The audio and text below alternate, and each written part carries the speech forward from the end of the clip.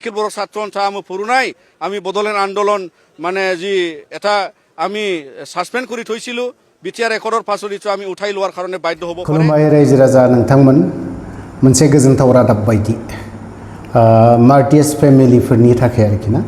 बावहाय सोरबा एनडिएफबिनिल' नङा एक्सबिएलटिनिबो दंफायो आं बेखौ समबारावहाय 12टायाव स्पष्ट क्लियार बाथ्राखौ खोन्थाहैजोबगोन दा ओरैनो जास्ट माने ससेल' खोन्थानाय जाबाय जे आसाम आरो बिटिसि एक्सबिएलटि जायफोर मार्टियास जानाय बिथांमोननि थाखाय मोनसे मोजां खबर आरो लोगोसे अनलि 100 जनल'सो दै एक्सबिएलटिफोरनि मार्टियास फेमिलिया आसाम आरो बिटिसि बे मोननैनि गेजेराव मार्टियास जानाय दङ थ' बिथांमोननि थाखाय मोनसे मोजां खबर आरो मोनसेया आरोबाव नैबे मोनसेया जाहैबाय जे एक्स एनडिएफबिनि मार्टियास फेमिलि आसाम आरो बिटिसि बिनि गेजेराव 100 जननि थाखाय मोनसे मोजां खबर फैनो थांगासिनो दङ थ' आं बे मोजां खबरा मा बेखौ समबार 12टासोआव क्लियार खोन्थागोन मा मोजां खबर बियो दानो खोन्थाजोबनाय नङा माखासे आं खोन्थाबा खोन्थानो हायो नाथाय खोन्थाजोबा बेखौ आं ससेखौ दोनदों जिखियानो जादोला आं गुबुन मोनसे टपिकआव फैनि थ' सुजित नार्जारि सारनि मोनसे पार्क खुलि बेखेवदों बिनि मुङावहाय क'क्राझारावहाय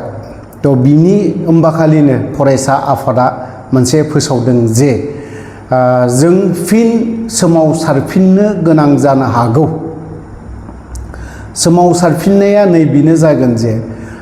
सान्ति सुक्तिनि दफाफोरखौ जुदि मोजां इमप्लिमेन्ट खालामजोबाबा जों सोमावसारफिननो गोनां जानो हागौ बेयो फरायसा आफादनि दैदेनगिरिनि आफादगिरिनि माखासे गोख्रों राव बाथ्रा बुंनायखौ जों खोनानो मोनदों जों खोनासंनानै लानि आरो बेफोरबायदि पिस एकर्डनि सान्ति सुक्तिनि माखासे दफा इमप्लिमेन्ट खालामिनि सोमावसारनायाव जोंनि बर' रायजो राजाफ्रा फैगोन ना फैया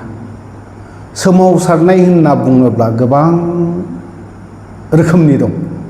नाथाय बावहाय रायजो राजाया बेसेबां ओंखारगोन समा खोन्थागोन नुलांबाय थागोन थ' जों खोनासंग्रोना लाग्रोनि फरायसा आफादनि माखासे गोख्रों बिबुंथि होनायखौ ভারত সরকার অসম সরকারে বিটিআর চুক্তিটো ৰূপায়ণ কৰাৰ ক্ষেত্ৰত তেওঁলোকৰ যি আলোচনা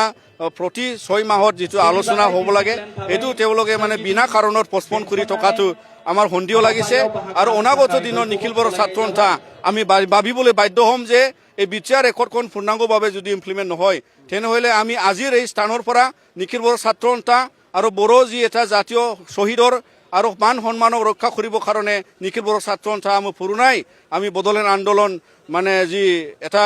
আমি সাসপেন্ড কৰি থৈছিল বিটিআর ৰেকৰ্ডৰ পাছত আমি উঠাই লোৱাৰ কাৰণে বাধ্য হ'ব পাৰে তাৰ কাৰণে আমি ভাৰত চৰকাৰ অসম চৰকাৰক পূৰ্ণাংগভাৱে যাতে বদলেন চৰকাৰ বা বদলেন একৰ্ডখন ইমপ্লিমেণ্ট কৰাৰ ক্ষেত্ৰত আৰু বদলেনৰ যি আজিৰ যে এটা পৰিস্থিতি ইয়াত যিটো ৰাজনীতিভাৱে আৰু সাংবিধানিকভাৱে ইয়াত যিটো এটা যি পাৱাৰ এণ্ড ফাংচনছ লগতে বাউণ্ডাৰী এক্সটেনশ্যন হ'ব লাগে এইটো যাতে আমাৰ পূৰণ কৰি দিয়ে তাৰ কাৰণে নিখিল বড়ো ছাত্ৰ সন্থা আজিৰ শ্বহীদ দিৱসৰ পৰা আমি সেইটো আহ্বান জনাইছোঁ।